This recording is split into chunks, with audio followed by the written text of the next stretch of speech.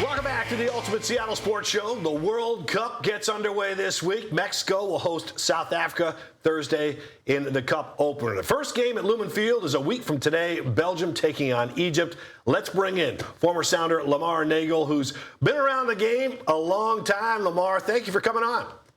Yeah, thanks for having me. Appreciate it. All right. I would have had my Thomas Jefferson T-shirt on today, Paul, if I knew Lamar was here. We'll talk about Thomas Jefferson pride for sure, man. The former star, with 3-year varsity man of Thomas Jefferson, I believe. So making it as a sophomore. Championships. That's right, man. It's awesome. 6 goals in 1 game once, I believe. So this guy was a stud back in the day. How excited are you to have World Cup games in Seattle?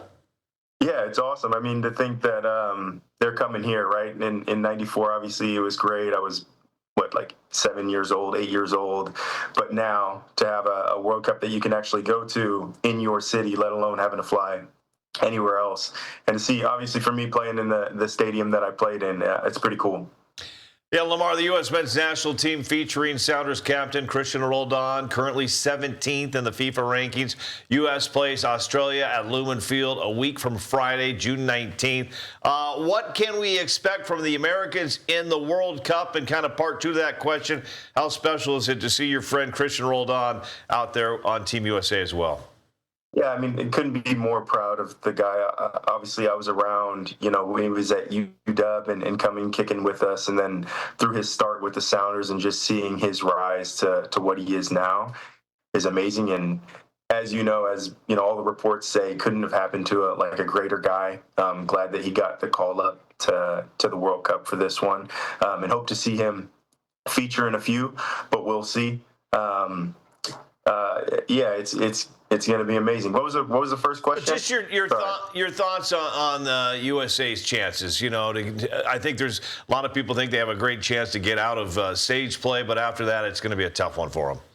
Yeah, you get out of stage play, and also, are you the first or second team getting out? So what's that next route look for you? But I think the U.S. has a good route into later rounds. Obviously, this group with Paraguay, Australia, and Turkey, I think we got a pretty good deal doing that. And so, I think their chances are really good. I would say, if we get to the quarterfinals, that's a pretty amazing run. I don't think people would be too surprised if we got that far.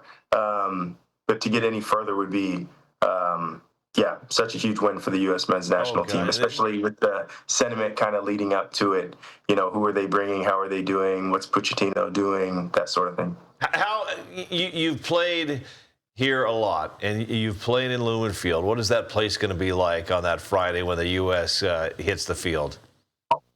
Yeah, it's hard to describe, going out to 70, 80,000 people in a stadium all cheering for you, because a lot of times when I was doing that, even when it was that many people, it was against Chelsea or Barcelona, and there was a lot of blue jerseys out in the stands when it was against Chelsea, and a lot of Barcelona jerseys out. But to see a fully American crowd, 70,000, 80,000 strong, will be absolutely phenomenal. The only game to be played outside of LA for the U.S. guaranteed. The first time anything like that has happened here in Seattle. It's going to be, it's going to be an amazing atmosphere. I can't wait to be in the stadium for that one. Yeah, I'm just glad you brought up the fact that they have a pretty good advantage in group play. I mean, they're 17th in FIFA rankings. Turkey's in the 20s. Paraguay is upwards as well, and Australia's in the 20s as well. So they are the highest ranked team in their group. So there is a pretty good chance that they could advance at a group play. But let me ask you this: we get a little closer to. Oh, go ahead. I was just going to say they are, and on paper, an amazing squad. I think the only thing for me is how much time have the players had together, on the field, and what is the connection like there. I think on paper we're absolutely amazing, but some of these teams that maybe have had the same players who have played, and maybe they have combinations of players that are on the same club playing together. That's very hard to replicate in a short amount of time. I think they did a great job in the last outing against Senegal and Germany, but that's the one worry is the consistency and the collaboration kind of just minutes playing together. You know, Weston and Adams, Tillman. How does that all work together? Where does Pulisic fit in? Yeah.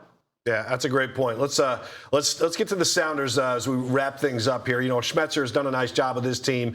They get this 7-week break in Major League Soccer right now as the World Cup gets underway. But the Sounders are sitting 6th in the West. I think they're playing better than that record. What do you think? Yeah, I think they are. I mean, a couple weeks ago, right? They were in, I think, 3rd, so they were sitting really nice. They've just had a little bit of a stumble kind of leading into this break.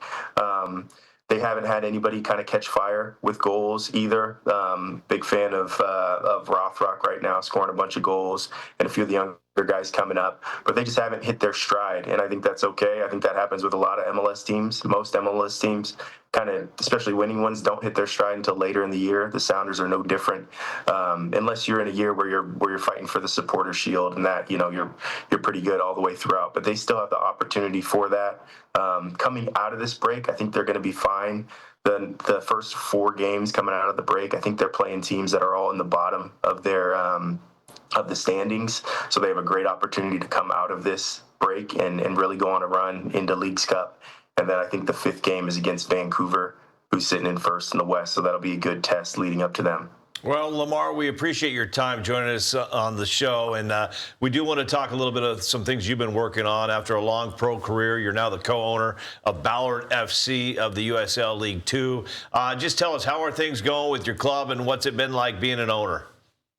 Yeah, it's been great. Something that I never thought that I would step into. I knew kind of coaching wasn't in my future, but this has been a great opportunity to stay in the game, especially around the development for the youth in this area, those kids in between college and pro. This is where they play. We also have a women's team, Salmon Bay, that got started last year. So Ballard has had a ton of success in the last 5 years, winning national championship.